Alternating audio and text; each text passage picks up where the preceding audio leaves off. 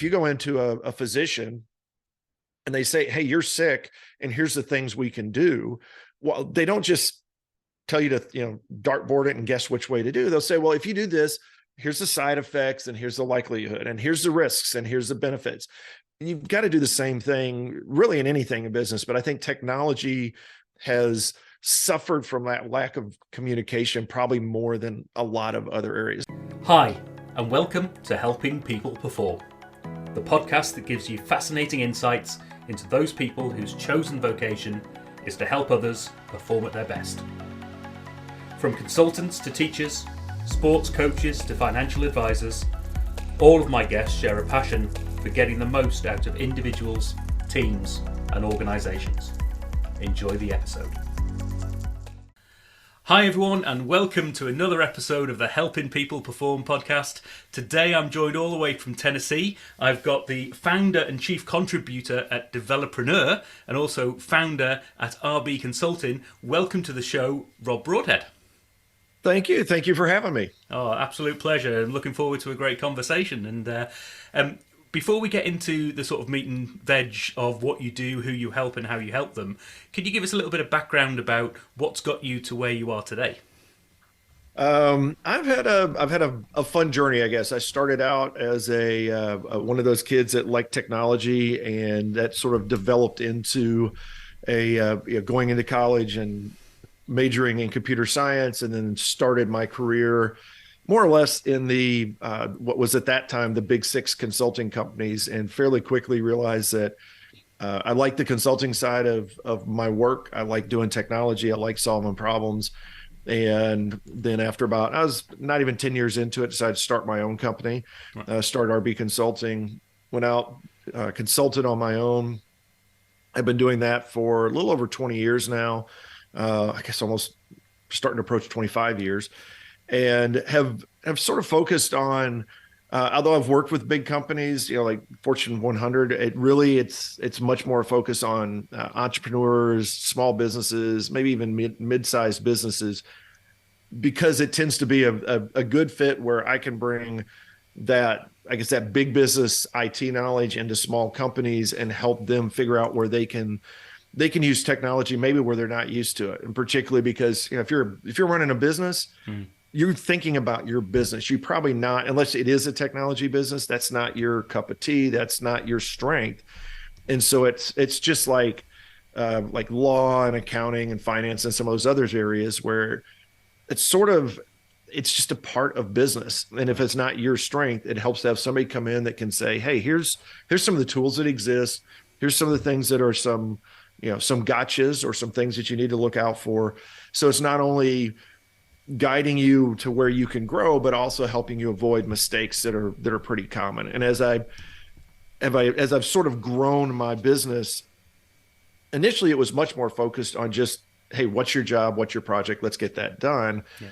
And as I started talking to customers and found more and more that the customers I was talking to had already tried this one or more times, whatever their project was, and they had struggled through it. And a lot of times in reviewing it with them and talking about their experiences, there was a sort of like an education side of what they had missed, because they had a vision, they didn't really know how to get there, and so they just said, well, I think this is it. This is what I want to do. And they didn't have consultants or vendors that would talk to them about, is that really the best approach? Hey, here's some other options. Here's some things that make sense. And also it's asking the right questions. I often go back to like the idea of building a house. There's a difference between saying, build me a house, and that's wide open. They could build you a little shack. They could build you a mansion, versus, I need a house with, so many bedrooms and so many bathrooms, and I have to have, maybe phone and internet, and maybe I want solar panels, or what all the different things you can put into a house.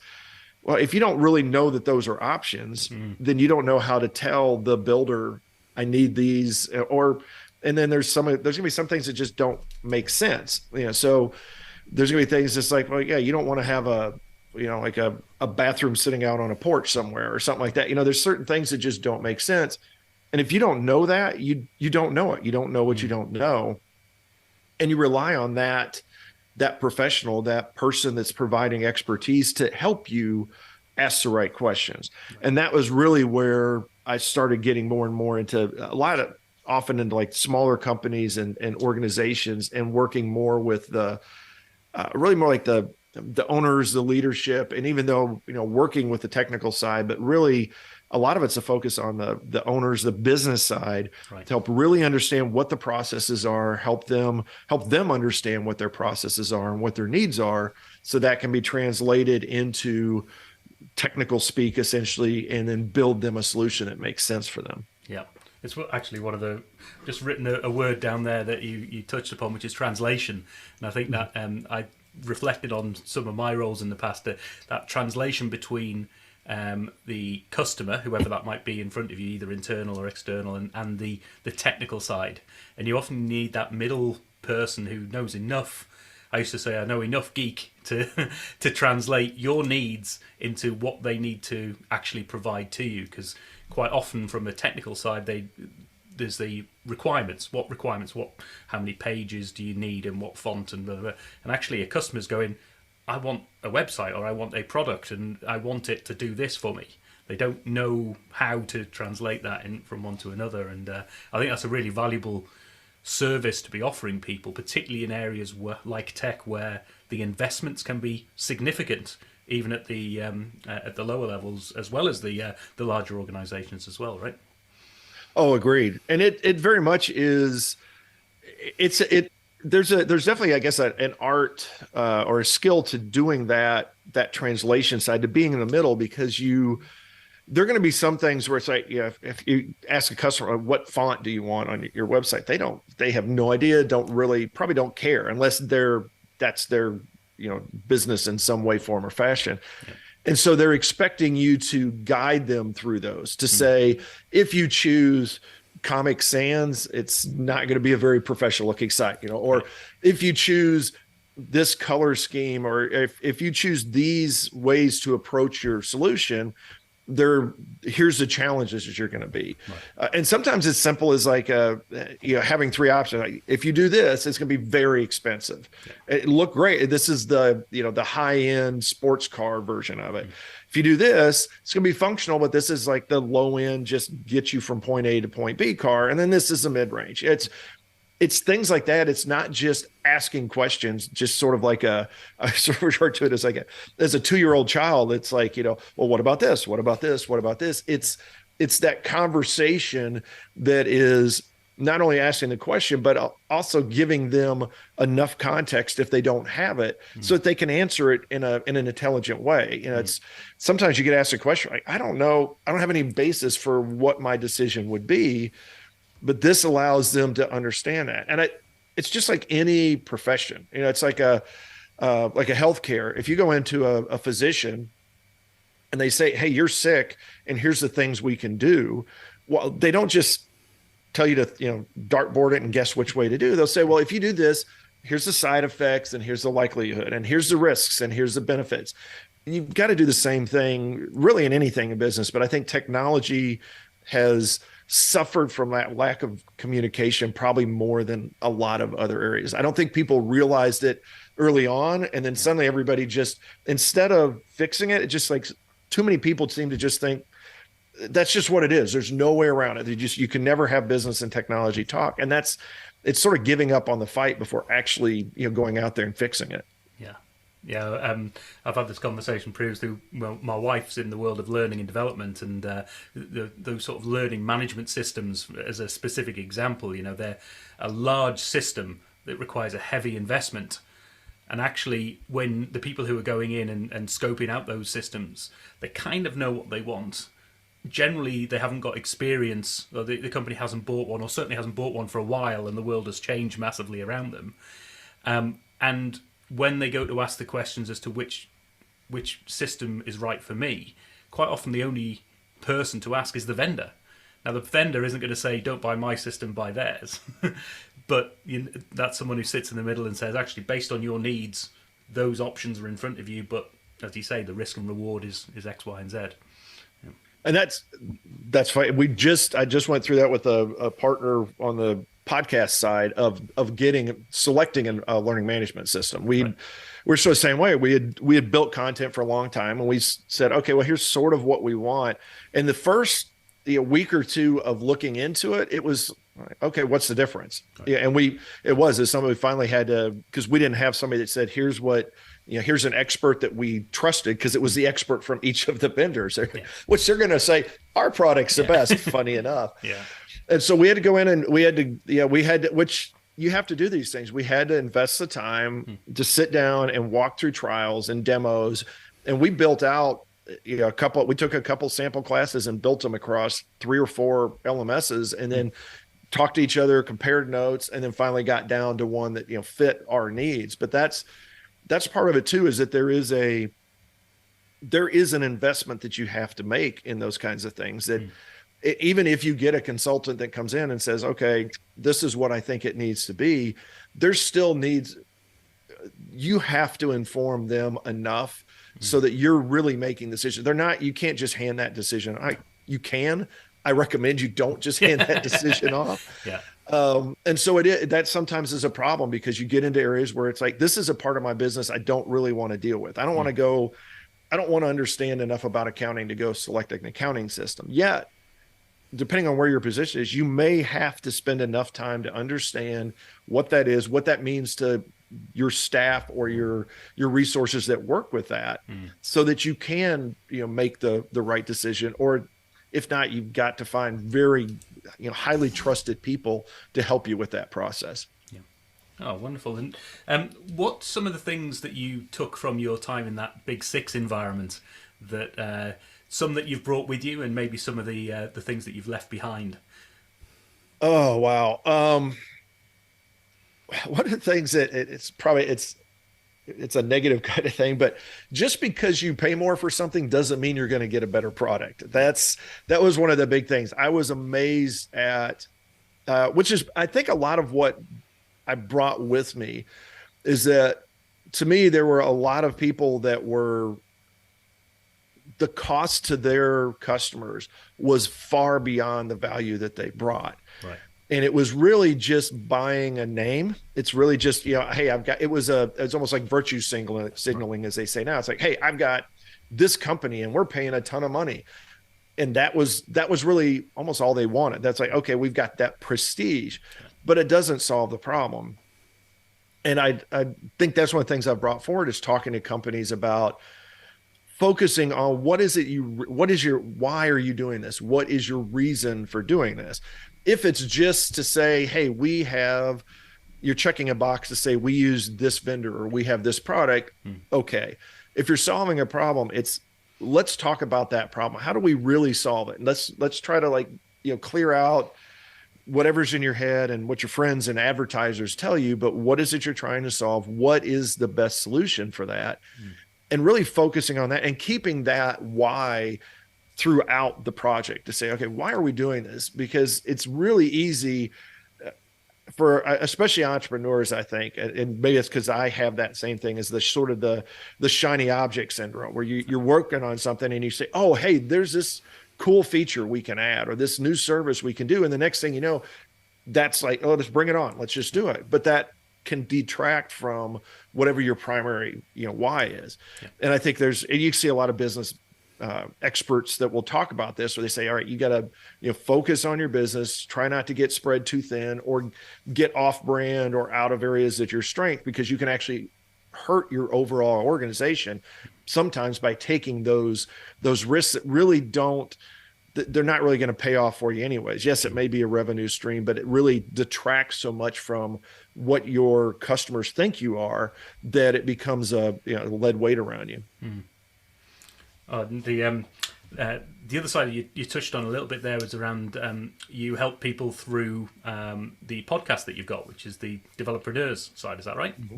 Yep. Yes. Tell us a little bit more about that, and who it's there for and how it helps them. That is the more technical focus. The Developreneur came from the merging of developer and entrepreneur. And that was from experience of finding that some of the best, actually the majority of the best developers that are out there, the software developers, not just people writing code, but people that can develop solutions and systems, also have an entrepreneurial side to them. They are problem solvers, which is really what entrepreneurs tend to be.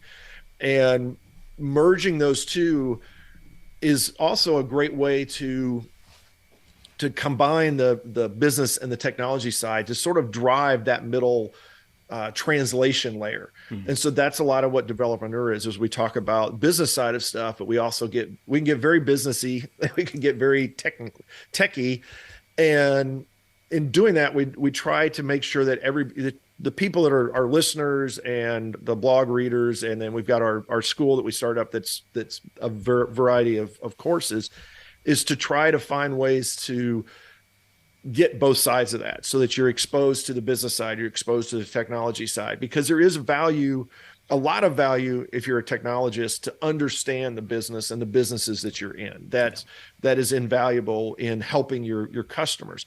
But also as a business, it's becoming to a point where you've got to have some little bit of a foundation of knowledge of technology to understand the path you're going down. And there's buzzwords all over. It's, the cloud or Internet of Things, or all these buzzwords that keep changing. Understanding those enough to know this is something that may be beneficial to us, or this is completely outside of our realm, at least. But then as you get, maybe not if you're CEO, but if you're down even at a mid-level business manager, vice president or director or something like that, then there's still a need to understand some of those technology processes, because I think it helps you talk to them and reach across that translation barrier as well. So it starts getting everybody on the same page. It makes it a lot easier to directly communicate with the we'll call it the other side of that equation. Yeah. Oh, wonderful! I'm going to be checking it out, because I've found myself, as I say, in that sort of translation layer over the years, and my experience with working with McLaren, and I was working alongside a couple of the big four as they are now, taking those technologies out to business, and found myself in that role, which is trying to understand what are the business needs of the client. It's like we had in an almost lucky situation there. We didn't have a product to sell. We were looking to develop with them and collaborate and do that sort of thing, which is a different environment to we've got a product. Let's see how Hammer can find a nail in your business. But no, it's a wonderful world, and I think the ability to translate business needs into technical requirements is a core skill that's going to be really relevant going forward as well. So just following up then a little bit on the RB consulting piece, you mentioned you work primarily with entrepreneurial sides. What's a typical customer to you, and how are you helping them? What's an engagement look like?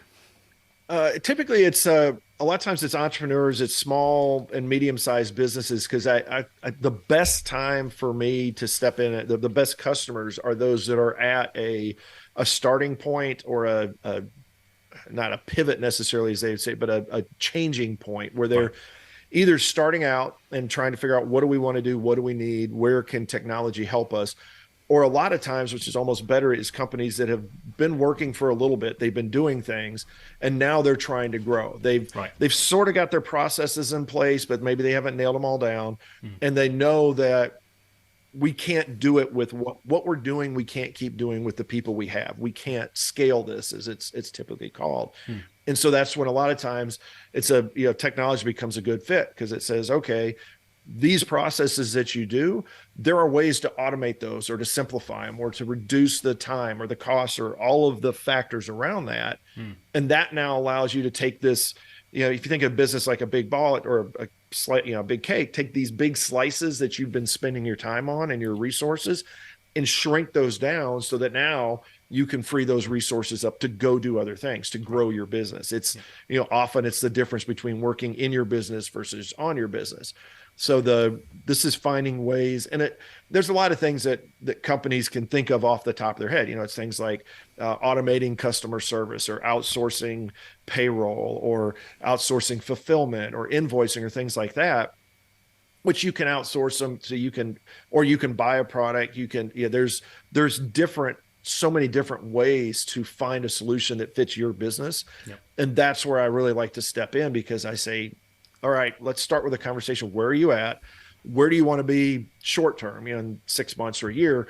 And then let's also talk about where you want to be in 5 years or 10 years, because those will impact what you do. It's, again, if you think about a house, or think even better, like a city, if you want it to grow, you've got to have enough land to grow that out. So you've got to sort of be planning for that way before you actually get to that point. And it's the same way with software, is that you need to be thinking about not only where you want to be now and this year, but where does it make the most sense to invest in things so that you're prepared 3 years or 5 years or 10 years out. Yeah, some of the situations I've come across as well, that sort of build or buy. Do we build in house and start our own system, or do we buy off the shelf, or where do we go? And is that something that you talk to people about? Or? Very often, build versus buy has really been a big. It's become more of a conversation in the last 5 or 10 years, basically. The idea of cloud solutions and software as a service, those things allow companies that used to not have any ability to reach certain levels of technology and services and software. Now you can get into it. Right. You can get in like a Salesforce thing or NetSuite or some of those, that their entry can be so much lower than the multi-million-dollar projects you would have needed to do 10, 15 years ago. And then there's so many other tools that are even more so, that are when you look at like simple, like instead of ERP systems, but things like your accounting systems, or having a website and hosting your website, having e-commerce. When you look at some of the tools and sites that are out there, there are ways to get into that very quickly and dip a toe in, and then also be able to grow it so that you can say, okay, this covers me for now, but because it is this software as a service, because it allows itself to grow and its customers to grow, it can grow with you. So you don't have to do this huge investment now. Instead, you can do a portionably reasonable investment now. Right. Go invest the time, learn how to do it, and then that tool can grow with you. So that build versus buy is a lot of conversations come around that, because there are both sides that where you'll come into a customer that thinks they have to buy, that there's just no way they can build it. And yet there are ways that it can be done simply and cost effectively enough for them to actually have their own custom solution. And sometimes it makes sense because that's their secret sauce of their business. And on the flip side, there's some companies that I've dealt with that are sure they have to do this custom thing because nobody else does it. And I'll go show them 10 other products that do that today, that do that better now than they would be able to do it 2 years from now, because it's just people have spent time in that product solving that problem, and it works exactly for that customer. Yeah, it's all, as you say, the sort of risk and reward element comes right back into it, doesn't it? In terms of do you keep control in house, or do you actually run the risk of not being able to service that? You lose key people who know how the system was coded or whatever it might be, and obviously buying in allows you to have that service level that goes along with the larger pieces of software that come out there. So that's where people can get the opportunity to scale that aftermarket service and all those wonderful areas as well, isn't it? Cool. Yeah, and that's how, I mean, that risk reward, that goes back to the earlier conversation about making sure they understand the risks and the rewards. But then there's also a lot of times there's a challenge of, you're in a situation where you want to be able to control that piece of your business, but you also really don't want to be you would love to have somebody else responsible for it.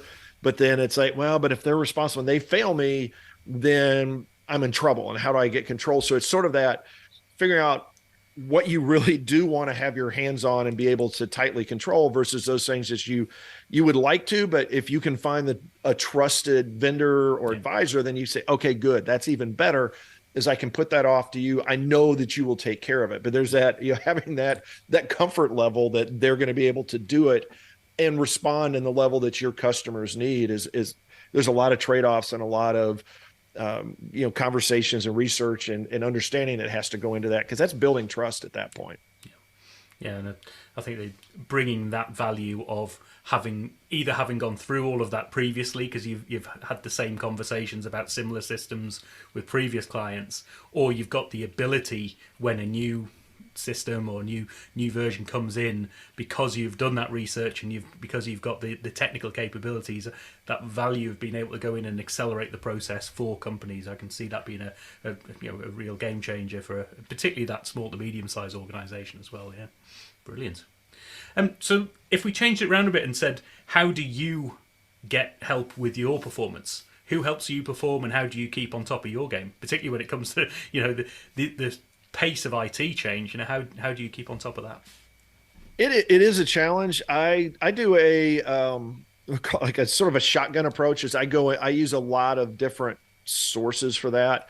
There are authors and podcasts that I follow pretty regularly that are, and I guess I say regularly, I will actually go through sort of waves of listening to somebody for a while, and then I'll move on to somebody else and then come back around, or reading. Good examples are like your Tim Ferriss's or your Gary Vaynerchuk's that are very, it tend to be sort of general businessy, but then they also have a lot of performance related stuff that's involved with that. But I've found that if I listen to one or two or read one or two authors too much, I get sort of a little myopic. I focus sort of on what they do. So I like to spread it out a little bit. And then there's also that spread of technology versus business. But a lot of it I get actually out. The podcast is great. Doing interviews is, I have talked to people about, they recommend any business should have a podcast because it gets your brand name out. Yep. I actually think the best benefit of a podcast is not getting your brand out, but actually talking to all of these people that are either customers or representatives of your customers or competition or industry people, that the amount of information you get back is just, it can be almost overwhelming. It's just an amazing source of like experience plus content, because now you're talking about their stories and what their background is. And then I've had a lot of my customers themselves help inform me a lot. There's a lot of times that I'll go into a customer that's got a specific niche or something that's a little different, and having those conversations with them about, okay, wow, that's amazing. I didn't know that was even a business. And yet you guys are, multi-million-dollar business in this area. Understanding that is incredibly enlightening, because then it's this area that you haven't thought about it, but then those things will translate back to other businesses and go, oh, hey, wait a minute. These guys are solving this same problem. They look at it very different, but it's really the same problem. Yeah. And being able to, translate that across to that other industry that stuff keeps me, every day I get to the end of the day and I'm full of new stuff that I've learned. Yeah, I'll certainly echo the podcast value piece, the things that I'm learning just about like what's out there. How are people getting themselves out there? How are they helping people? What can I learn from that? Either from, I can learn from that, maybe I can adapt and adopt some of those approaches, or particularly when it comes to the entrepreneurial side and the smaller business element, where you've got people who are coaches and facilitators and things. It's actually creating that wider network of, actually, you might not be able to get a big piece of work as a small organization, but if you just partner up with one or two others who have got close but overlapping skill sets, suddenly you've between the two or three of you, you can get something that's 10 times what any one of you could have got. So it's a wonderful world out there. Yeah. Oh, brilliant. So a couple of quick questions. If you could help any individual team or organization with the skill set that you've got, who would you want that to be? I always want that to be people that are starting out. It pains me to see companies that struggle early on when it's things that are, people refer to them like rookie mistakes. It's right. Just, they get into something and because they don't know that area. And usually for me, it's always, I can see the technology mistakes that they made. Mm-hmm. And then the cost of those downstream is often very big. And right. It's, boy, if I could get in earlier and just give a little bit of guidance, it can help them, maybe not completely avoid, but at least avoid a lot of that, or at least put them in a direction where they say, hey, we're making these decisions and we know that this cost is going to be coming because we made these decisions early on. And so I love to get in and be able to help people before they make mistakes, wherever I can say, hey, here's where I've seen these mistakes, or I've made these mistakes, and help show somebody else how to avoid those. That is to me the best time to step in. Yeah. I'm smiling at myself. I've got a little memory of when I lived back in London with just me and my wife. We had a small one-bedroom apartment, and we were getting the flooring redone. And we bought the cheapest laminate flooring that we could have got, and we didn't have the time between us to actually fit it, so we got somebody in to fit this for us. And he came in, and afterwards he said, if you'd have just had a conversation with me, the amount of time and labour that took, I could have halved, if not more, the labour and saved you a load of cost there, and you could have put a hardwood floor in there and it would have been, absolutely spot on. But you've gone for the cheap solution with actually having that conversation up front. Could have saved you, maybe saved you some money. It might have cost you slightly more, but actually the quality that you would have got out of there would have been amazing. Yeah, that's a perfect example of those kinds of things. Yeah. Yep.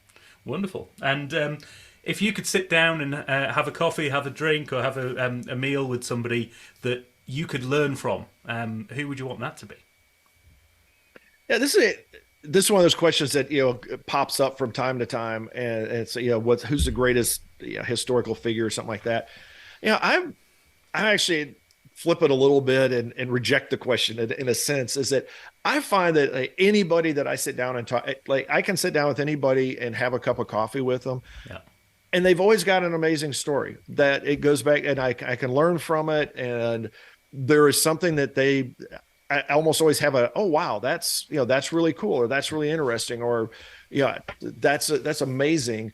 So I think that you don't have to go very far to get that kind of a conversation, that kind of a fulfillment out of communicating with somebody. I think if you just sit down with somebody and have a coffee at work or whatever, it's always worth the time. It's always a really good conversation. I always get a lot out of it. I always walk away going, man, I'm really glad that I did that. So it's what what they call the average Joe or anybody else, which is, again, that's part of why I like my job, is that I talk to these people in all these different areas of business, get to talk to different backgrounds, different experiences, different focus. And it's always a great time. It's always something I walk out of there going, wow, that was really awesome. I feel better. I feel like I have lived a fuller life having spent some time talking with them. Brilliant. And finally, how do people find out more? How do they get in touch? The two things we talk about, the podcast and RB Consulting. RB is you can go out to RB-SNS, the letter R, the letter B, the letter S, the letter N, the letter S.com, RB-SNS.com, and see what we do consulting wise. We have a free 30-minute consultation, which goes back to that whole idea. I would love for anybody that's about to step in anything, take advantage of that. Yeah. And I may never talk to you again after that, but I'm hoping that 30 minutes, I can at least give you a list of questions and ideas so that you don't make those mistakes, that you know how to go forward with that and sort of a little bit more helping you know what you know.